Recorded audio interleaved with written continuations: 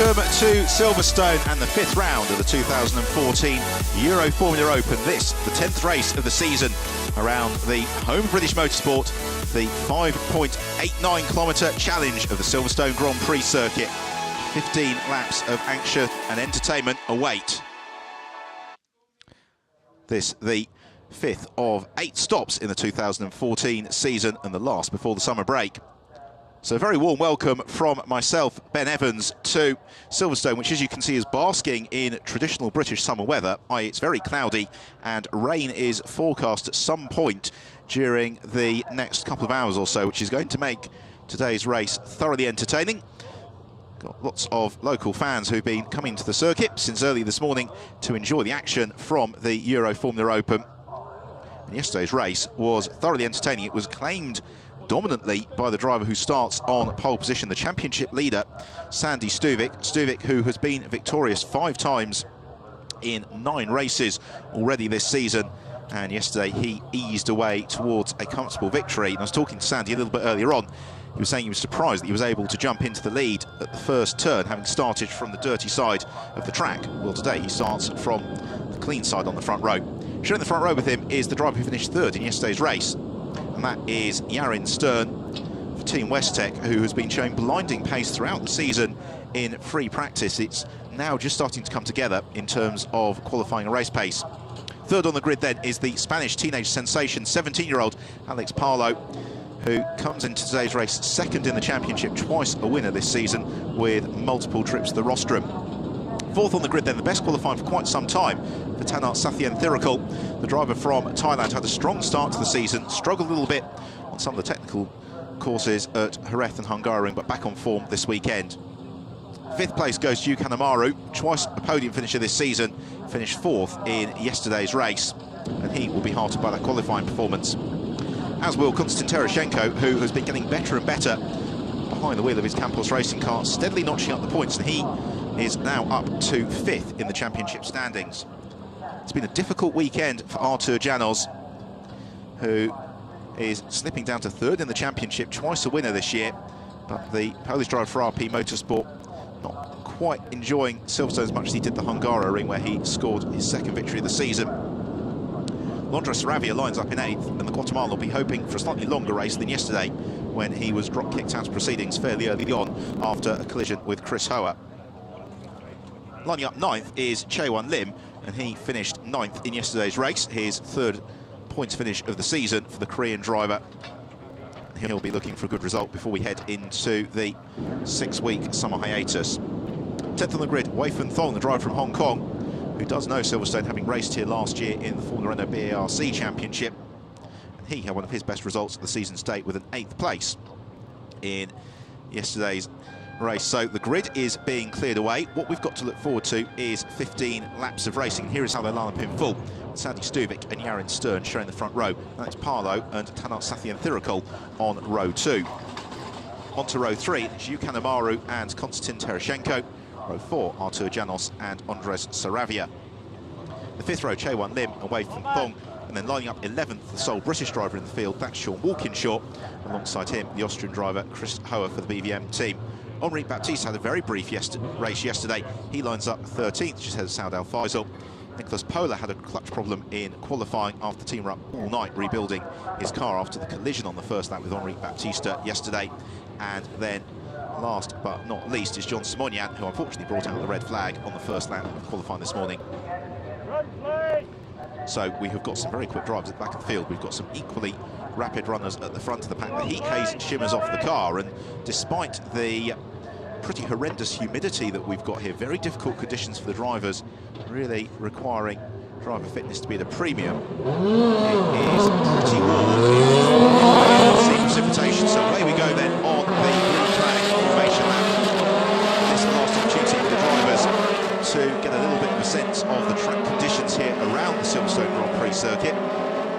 Well, if you've never seen a Euroformula Open race before, to explain, it's essentially a Formula 3 championship. All the drivers run in the contemporary Dallara F312 Formula 3 chassis. They all have a control Toyota engine, which is supplied by the GT Sport organisation. Other parts on the cars are also control supplied by GT Sport, which helps keep costs to a very affordable level for Formula 3 competition. and they all run on a controlled compound Dunlop tyre. So the cars, to all intents and purposes, are identical, but the Euroformula Open and Formula 3 racing in general is the University of Motorsport, because this is the first time in their careers the drivers really encounter machinery that they can adjust to an extent that the setup makes a significant difference to performance over the length of the race. The Euroformula Open, an 8-round calendar, visiting the very highest standards of circuits throughout Europe, which have the majority still currently host a Grand Prix, and the others have hosted the Grand Prix, Formula 1 racing or other international motorsport in the very recent past. So this is the home of British motorsport. Silverstone, which is celebrating this year its 50th running of the British Grand Prix, having hosted the first post-war British Grand Prix back in 1948, the first round of the FIA Formula 1 World Championship,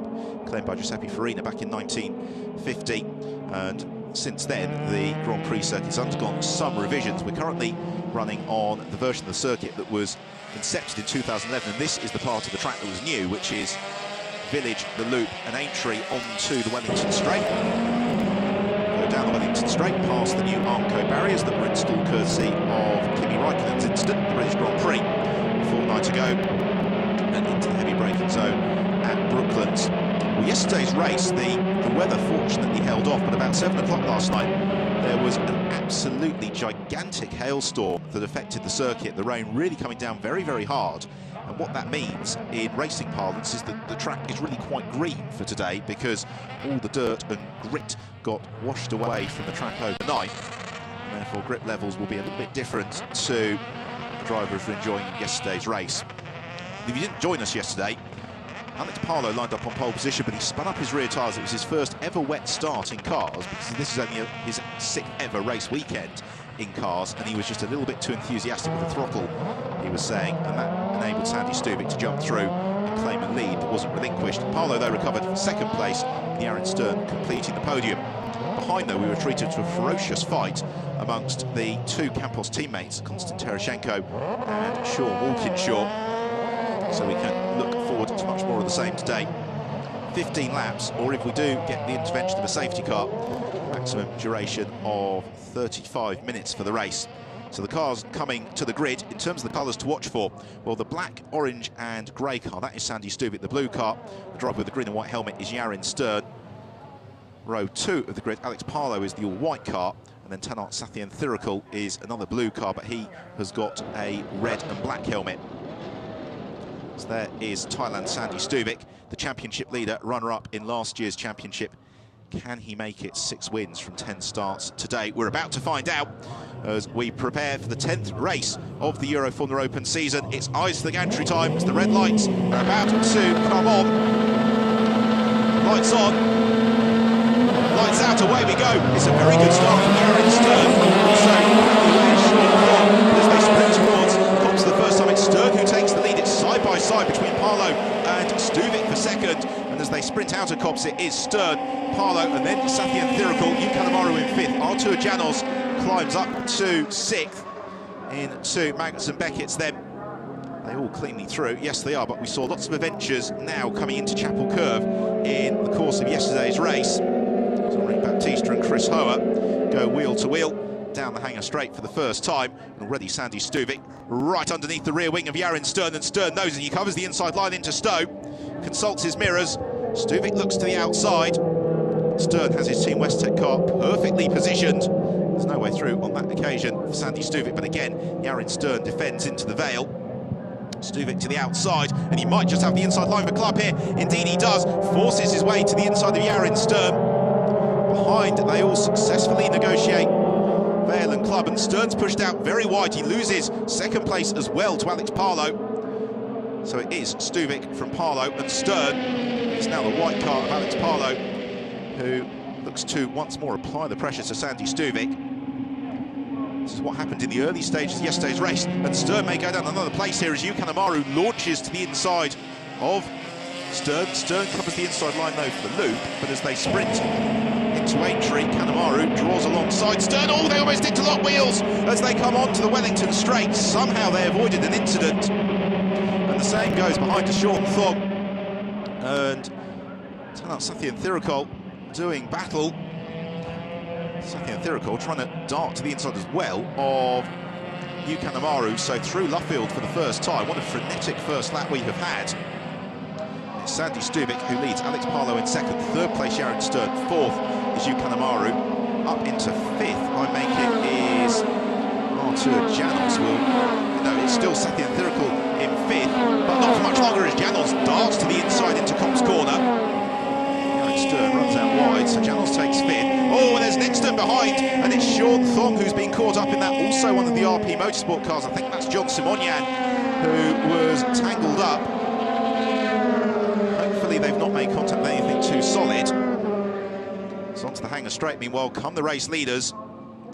It's almost a carbon copy of race one, which is Sandy Stuvik trying to put together an absolutely stellar opening stint. As Tanat Sathian Thirikul comes under pressure from Andres Saravia. Saravia looks to challenge around the outside at Stowe. He may well find some traction there. And he draws alongside, still coming out of Stowe on towards the Vale. It's Saravia to the inside of the blue car of Sathian Thirikul. Andres Saravia gains the position, goes up into sixth place. So Tanat drops down to seventh. Here's another look then. First corner, it was a tangle between one of the Campos cars and Sean Thong. And then I think Simonyan, just by dint of having to take evasive action with everybody pointing the wrong direction in front of him, plummeted off into the gravel. Swathan Thong stalks away. He'll be disappointed with that. The West Tech team talked to them after qualifying. Were really optimistic about their chances in today's race, but the opening exchanges haven't quite gone their way. Stern having led for the first half of lap one, down into third, and already losing contact with Stuvik and Parlow. Sainton's got enough of a buffer over Yukanamaru in fourth. So I think the spinner was Sean Walkinshaw into Cops corner in the Campos car, because Konstantin Terashenko is there still in the queue. They come out of Luffield, pick up the pace across the line, completing the second lap. And that has been an absolutely stellar second half of the lap from Sandy Stuvik. He's 3/10 quicker than Alex Parlow. Builds the margin. Parlow's a brilliant run through Cops, then it allows Yaron Stern a little bit closer to him. There is the Israeli driver Yaron Stern, his second year in the Euroformula Open. Last year he was with the Lotta team, moving across to Team West Tech. He's been showing good pace, yet to better third place thus far this season, and that's largely because pretty much all the winning and all the second places have gone the way to Sandy Stuvik, Alex Parlow and Artur Janos. So Stuvik out at the furthest extremity of the Silverstone Grand Prix circuit, into Vale and Club, and then he picks up the pace, goes past the Formula One pit complex, the wing pit complex, along over the Formula One start and finish stripe, and into the very, very fast Abbey curve. Really satisfying section of the circuit for the drivers, because they go through Abbey, then to the quick left-hander at Farm. That will then propel them into the heavy braking zone for Village. All of them just snatching the brakes a little bit. It's the leading quartet beginning to ease clear, although Yaron Stern maybe a little bit too deep then into Village and out of the loop, and he's got Yukanamaru drawing alongside him as the pair of them head through Aintree onto the Wellington Straight, and Kanemaru I think will gain the place here, because Yaron Stern is trying to fight back. Shades of Senna and Mansell at Barcelona in '91, the way their wheels are so close to touching as Stern holds the inside line into Brooklands. Kanemaru looks to the outside and he can't quite make the move stick. And that is a nice recovery there from Yaron Stern. He made the mistake into Village, it compromised his speed through the loop. Yukanamaru couldn't quite take advantage. Meanwhile, back to the fight for 6th and 7th. The blue car is that of Tanat Sathian Thirikul. So we have another look at that mistake from Yaron Stern, far too deeply into Village. But the key was, just glad the replay a little bit early, is that he got the car stopped on the apex through the loop, and that meant that Kanemaru couldn't pick up the throttle quite as quickly as he wanted.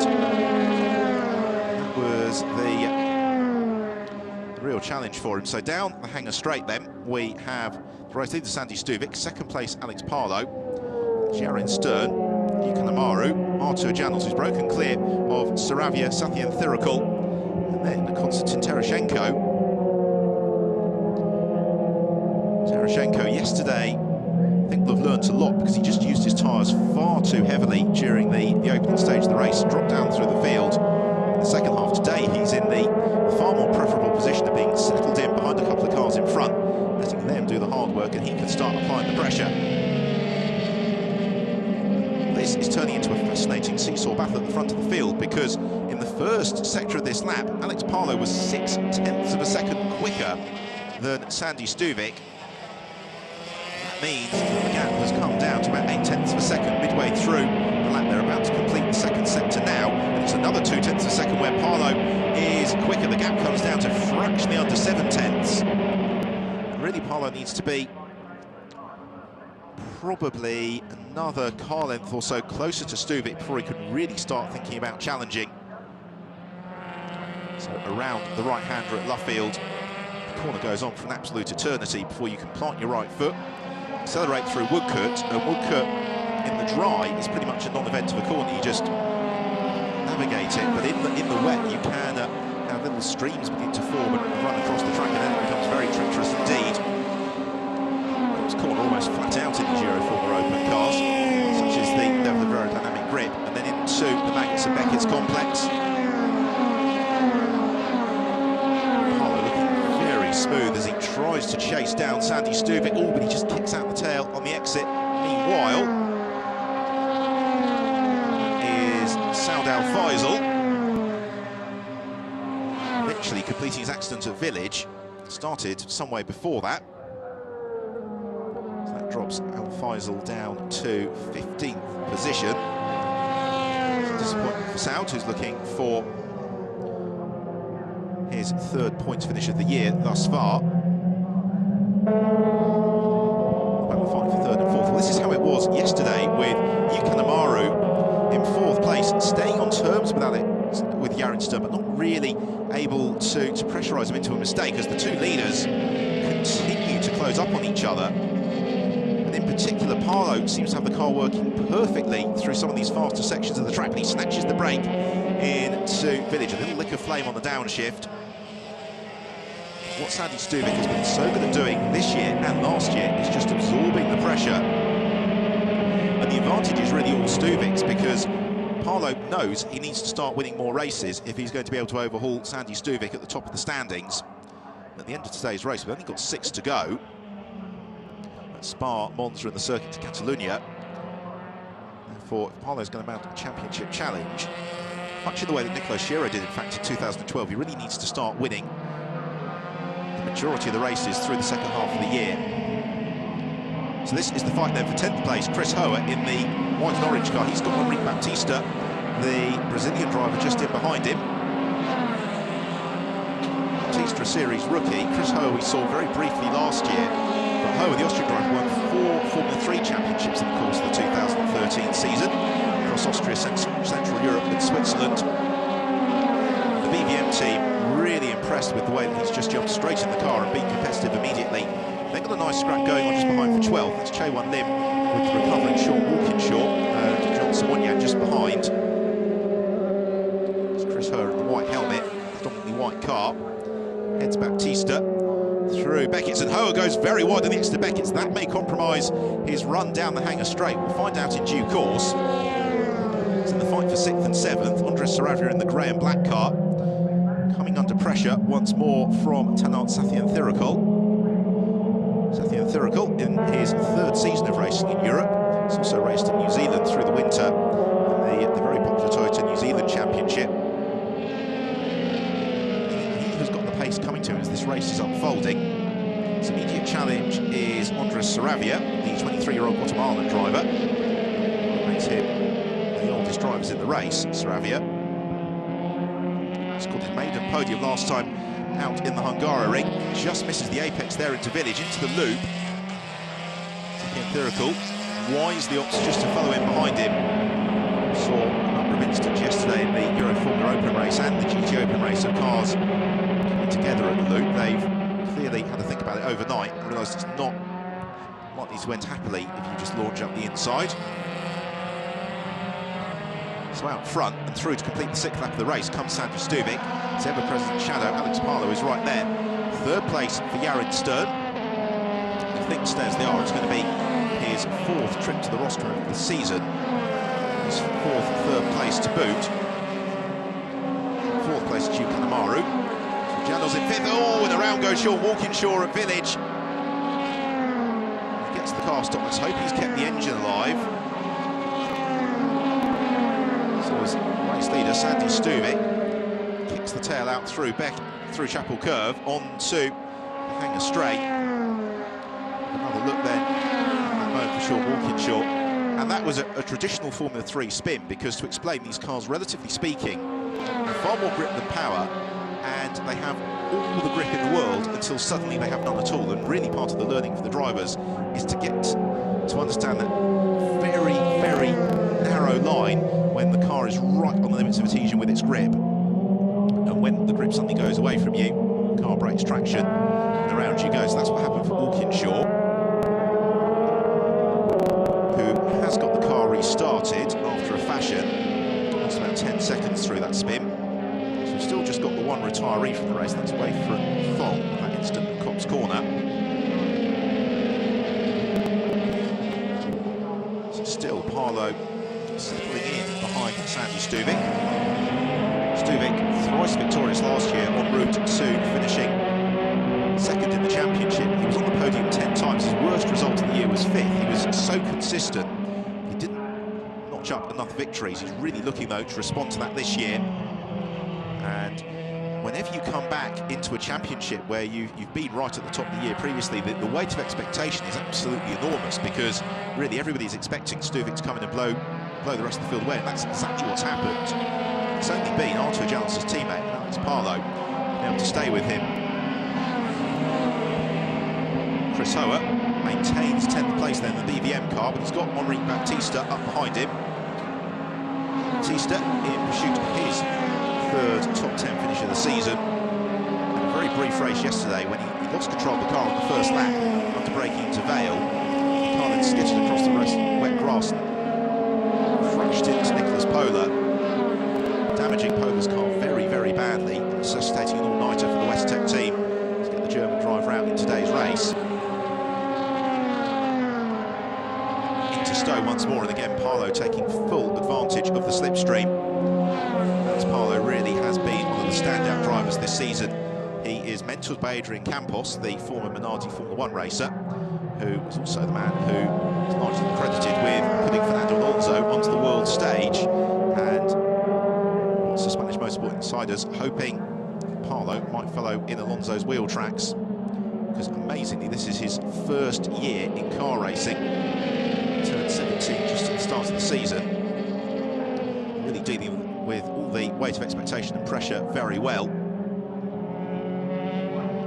He's now, you can see, really beginning to fluster Sandy Stuvik a little bit. Stuvik didn't make the apex then at Village, and Parlow driving with metronomic precision at the moment. We are just over halfway through the race.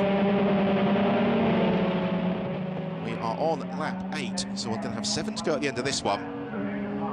Parlow is now just 1.5 or so car lengths adrift of Sandy Stuvik as the pair of them close up on each other into left field. And again, Stuvik, you can see, didn't quite hug the inside line, and that suggests to me that maybe Sandy Stuvik's Dunlop tyres are just beginning to get a little bit worn out. He's struggling with understeer possibly. At the same time, Alex Parlow, because of the turbulent air being generated by Sandy Stuvik's car, he can follow in closely for a short period, but much longer than that, and his tyres will start to get a little bit worn out.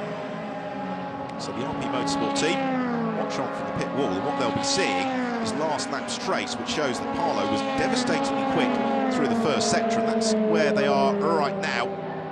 Coming out of Chapel Curve on to the Hanger Straight, crossing over the county line from Northamptonshire into Buckinghamshire, such is the extent of the Silverstone circuit, and then down on the brakes into Stowe Corner, which is a little bit tighter than it was in the sort of pre-1991 Silverstone Grand Prix circuit configuration, just been tightened a little bit, and into Vale and Club.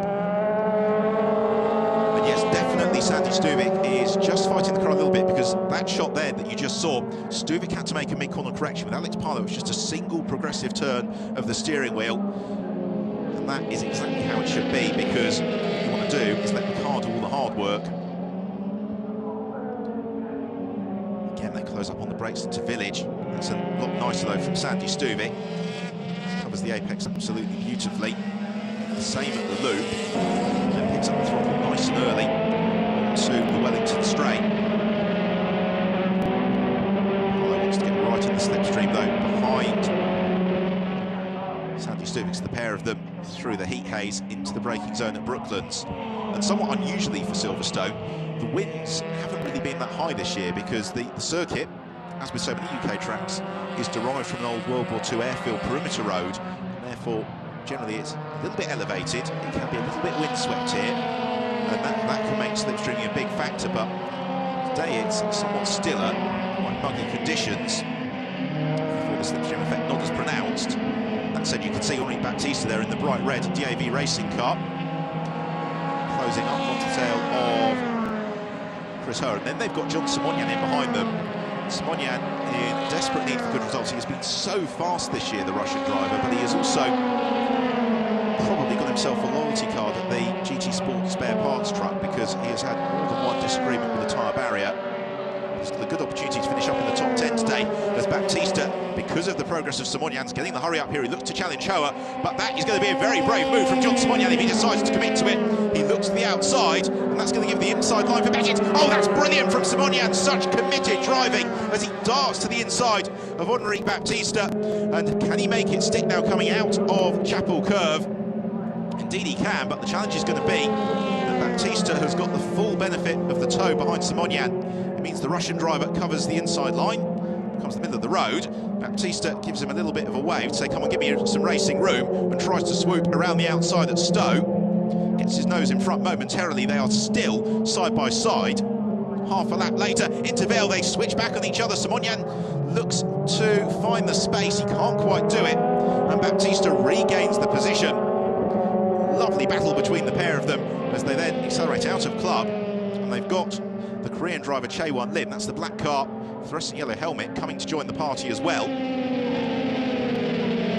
So through Abbey Curve they sweep. We are on lap 10 of 15 here at Silverstone, the 10th race of the Euroformula Open season. We're currently enjoying the fight for 10th position. Out front, Sandy Stuvik leads the way, Florence Carlo and Yarin Stern. So are we going to have three wide into Beckett, into Brooklands rather?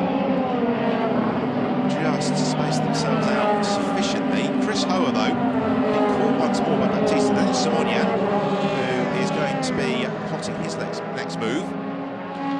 Chae-Won Lim in the second of the Volta Motorsport cars. So through Woodcote. Baptista's just letting the car do the hard work. He settles in behind Chris Hoare once more. The ninth place car, Nicholas Pola, by the way, is long gone. He's about 7.5 seconds up the road, so it's between these four drivers for the last point available. Who's it going to go to? Baptista right up underneath the gearbox of Chris Hoare. That's going to make for a fairly buffeted ride through Beckett's. They're all correcting each other. Oh, and Baptista goes out very sideways on the exit of Beckett's. Does he gather it up? He does, but it means that Simonian now tries to challenge onto the hanger straight, and Chae-Won Lim may well capitalise from this as well. Wheel to wheel again. Oh, they touch wheels into the braking zone at Stowe. Somehow that didn't result in a more significant moment, but you saw that puff of smoke as the two tyres rubbed against each other. And they go three wide into Vale. Simonian to the outside, Baptista to the middle.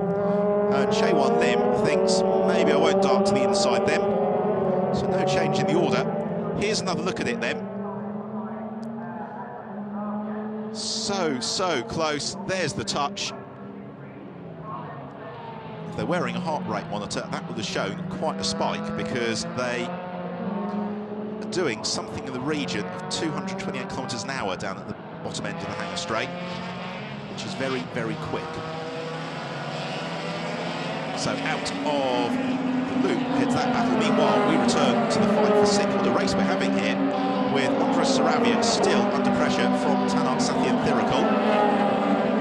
There is Sathienthirakul, the Team West Tech car. This is the home race for Team West Tech. Race just up the road in Corby. Thirakul applying the pressure to Andres Sarabia. They've just lost touch a little bit with Artur Janos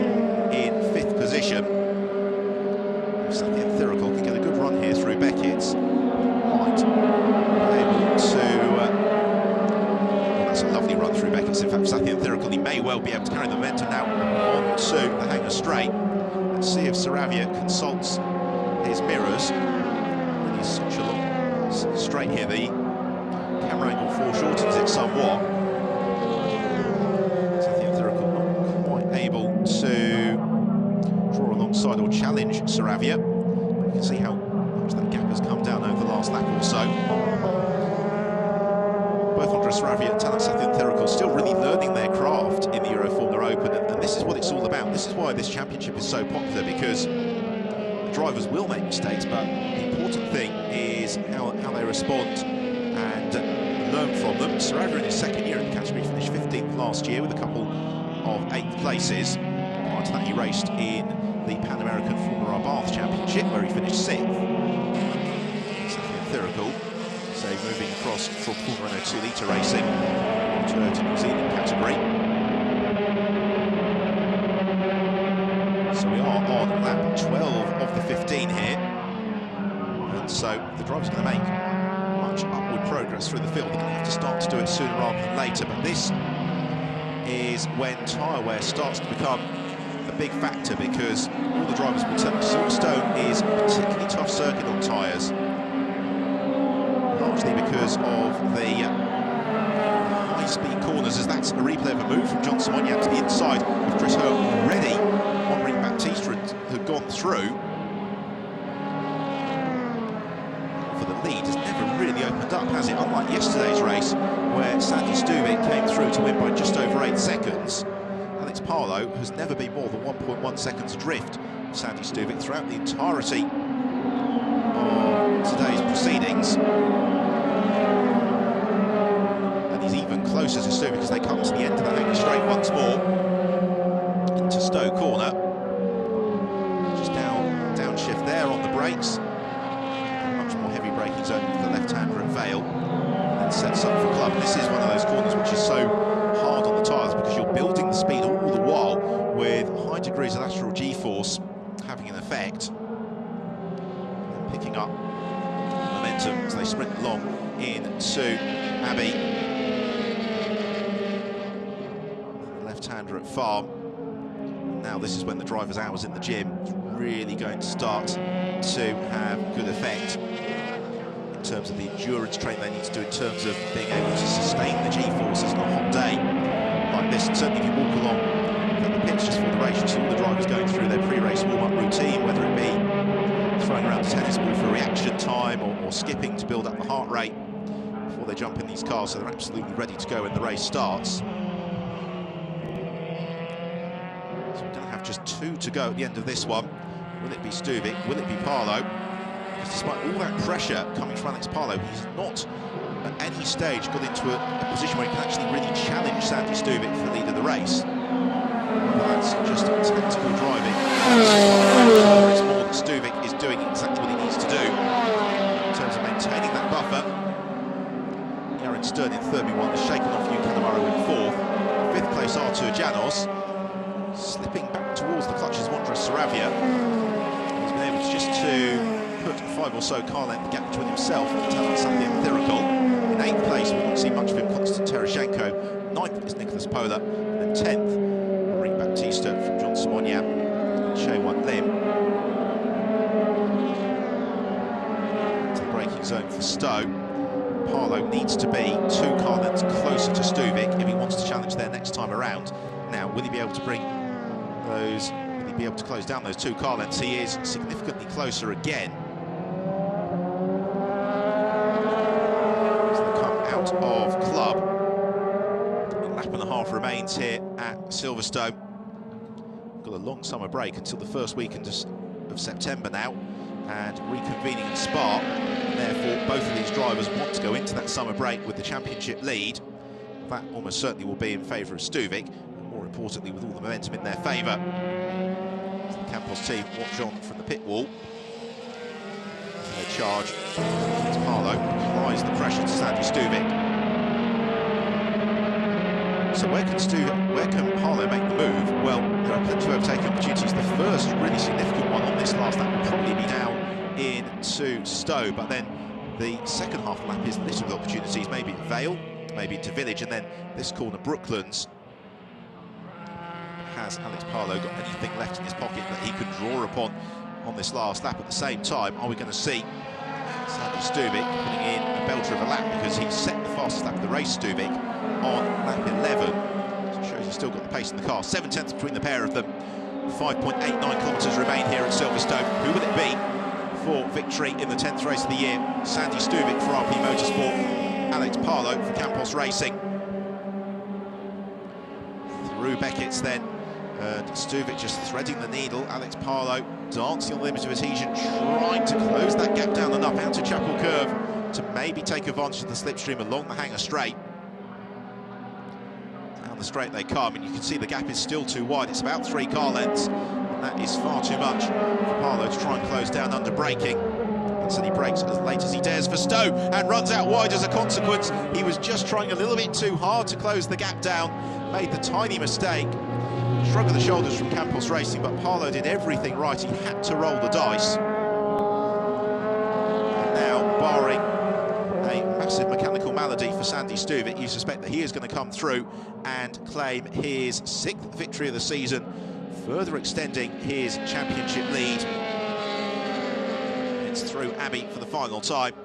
Exits Farm. Drops the pace down to finish here. Here's a replay of Enrique Baptista, trying to see whether or not a Euroformula Open car goes well on grass. I think the answer is it doesn't. And here is a look then at that error from Palou. You could see he was just in the turbulent air behind Stuvik. The grip went away from him, and he had to get out of the throttle and correct the car. And what that means is that coming down the Wellington Straight for the final time, turning into Brooklands, Sandy Stuvik, for the 2nd time this year, is looking set to be a double winner in the Euroformula Open. He won both races at Jerez. He's won at the Nürburgring and Portimao, and he is going to make it 2 from 2 this weekend at Silverstone in round 5 of the season. Sandy Stuvik takes the win, extends his championship lead. RP Motorsport celebrate as Alex Palou comes through in 2nd place, and Yarin Stern across the line in 3rd for his 4th trip to the rostrum of the season. 2 4th places this weekend for Kanemaru, 5th for Artur Janos, a fine 6th for Andres Saravia. Talant Sathian Thirikul claims 7th. 8th place is going to be Konstantin Terashenko.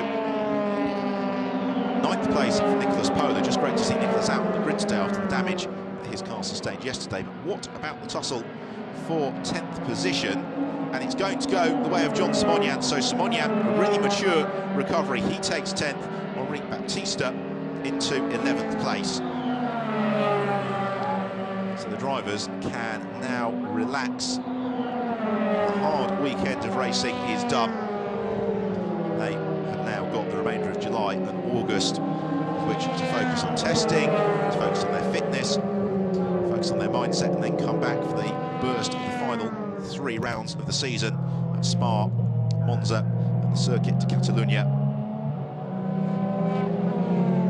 Sandy Stuvik acknowledging the applause of the crowd and the marshals here at Silverstone. He has had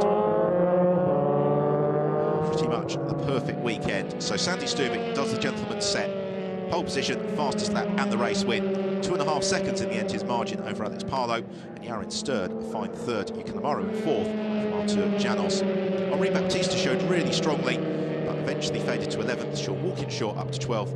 Chewan Lim 13th. Saudar Faisal 14th. So in terms of the championship then, Sandy Stuvik opens up a 20-point lead now over Alex Palou, with Artur Janos in 3rd. Yukanamaru tight fight for 4th, with Yarin Stern and Konstantin Terashenko. Talant Thirikul elevated up into 8th place.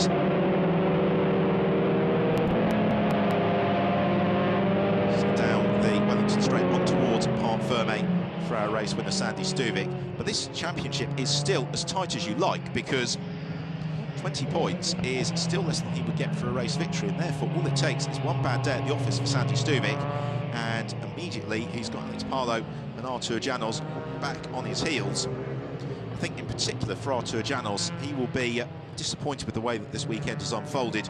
2 5th places for Janos, having prior to that had a very impressive run of rostrum finishes. So the cars, the Euroformula Open, heading down into the pit lane at Silverstone. The opportunity to stand on the legendary podium here at Silverstone, which has hosted so many motorsport greats throughout the years. Brought in Parc Ferme, Paolo and Yarin Stern scourged themselves from their cockpits. Sandy Stuvik looking to do much the same. It really has been a very impressive run of results from Stuvik. 6 victories in 10 races. He's only been on the podium once this year when he's not won, and that was a second place in the first race of the year at the Nürburgring. And that was a lovely fight as well between himself and Alex Palou. Real maturity, because it would be it would have been so easy for Stuvik to start driving overly defensively. It would have been likewise very straightforward for Palou to overcommit to a move that wasn't on. Instead, they both drove absolutely at the limit for 15 laps. And it is Stuvik who emerges victorious. Palou explains that last lap mistake to the team, but he pushed as hard as he dared. I don't think they can fault him for a slight error pushing for victory on the last lap of the race. Particularly, it was an error that didn't cost him anything in terms of other positions. So Stuvik disengages the helmet and hands device. You get a sense there, I think, of just how humid it is here today. The heat wave that's been hitting the UK over the last week or so, not really in force at Silverstone in terms of absolute temperature this weekend, but still hard work for the drivers.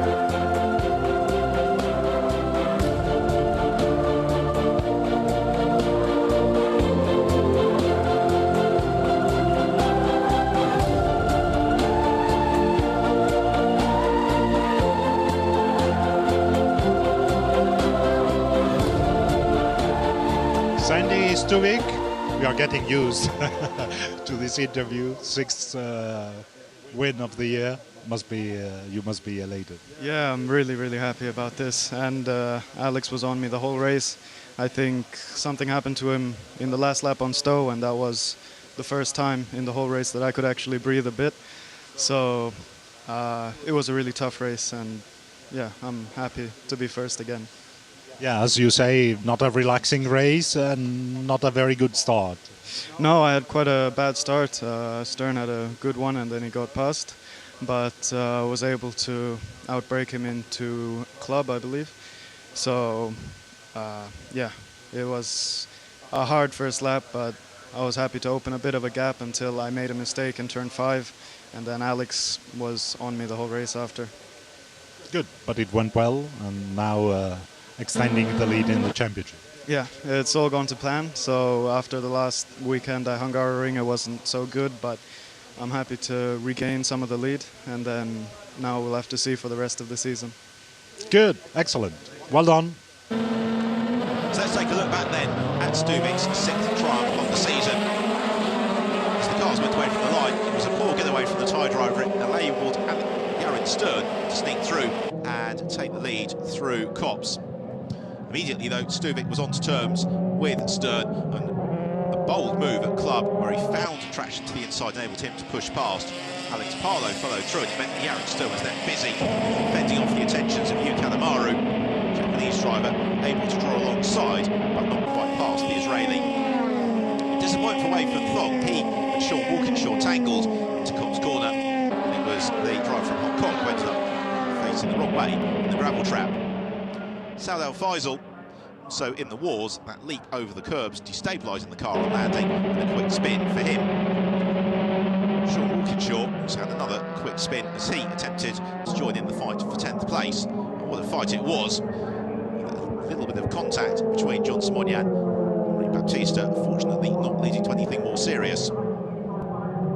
Simonian and Baptista, though, having a super scrap with Chris Ho and Chae-Wan Lim. Out front, though, Sandy Stuvik and Alex Palou circulated as one until on the last lap. That small error from Palou at Stowe was enough to give Stuvik the buffer to come through and claim his 6th victory of the season, consolidating his lead in the championship, much to the delight of the RP Motorsport team. Second place then to Palou, and once more 3rd for Yarin Stern, and again 4 teams knocking out the top 4 places, underlining just how competitive the Euroformula Open Championship is. So the assembled mechanics waiting at the foot of the rostrum, ready for the drivers to be announced up onto the podium. We'll be going from Silverstone to Spa at the start of September, another legendary circuit for the drivers, another circuit that is conducive to super racing, the Euroformula Open, so we very much hope that you'll be joining us at Spa then. Meantime, on to the third step of the rostrum for Yarin Stern. Runner-up once more, Alex Parlow.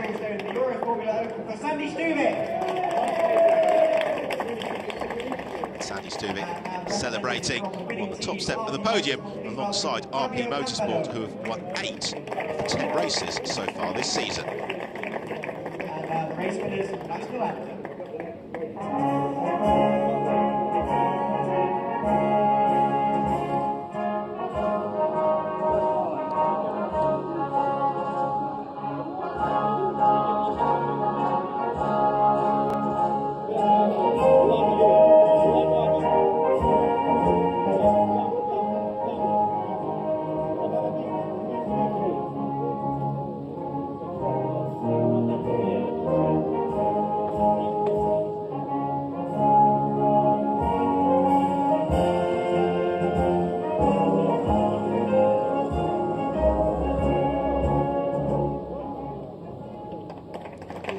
So national anthem of Thailand in honour of Sandy Stuvik. He celebrates Silverstone on to the presentation of the trophies. Then Gary Wassell from Dunlop Motorsport presents Yarin Stern with the trophy for second. Parlow with the runners-up trophy. Sandy Stuvik the winner's trophy. He's probably going to need a bigger shelf at home, given the collection of silverware that he's accumulated over the last 3 or so months. Same for RP Motorsport. They have really been the team to beat in these first 5 rounds of the season. But it could well all change as we have the run in at the end of the year. So with the photos and presentations complete, it's time to celebrate with the champagne on the rostrum here at Silverstone, which means that it's time for myself, Ben Evans, to say thank you very much for your company. I look forward to joining us at Spa in September.